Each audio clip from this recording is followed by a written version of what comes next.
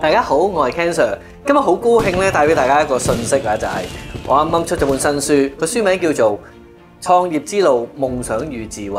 咁咧，我將我咧好豐富嘅一啲創業經驗啦、一啲心得啦、一啲小故事啦，同埋一啲 theory 咧，都全部將嗰啲精華咧放晒落去裏邊。咁啊，啱邊啲人去睇咧？創緊業嘅你，或者係諗緊創業嘅你，又或者係之前唔覺意創業跌低咗嘅，想再爬翻起身嘅，都啱睇嘅。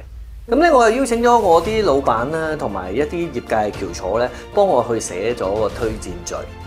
咁啊，務求咧將佢哋嘅一啲睇咗我本書之後嘅一啲感想同埋啟發咧，同你哋去分享啦。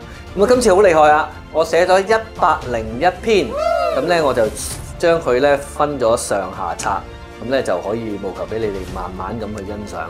咁啊，有好多學生啦，咁成日都揾我啦，遇到好多創業嘅問題啦。譬如喂，啲團隊士氣好低喎，遇到難題喎，咁點樣去 motivate 佢哋咧？又甚至乎，我突然間有個投資者好正啊，話敲你門，然後話要俾資金你。咁究竟我間公司點估值咧？咁我會教你喺書裏邊，你就詳細咁樣去講清楚俾你聽。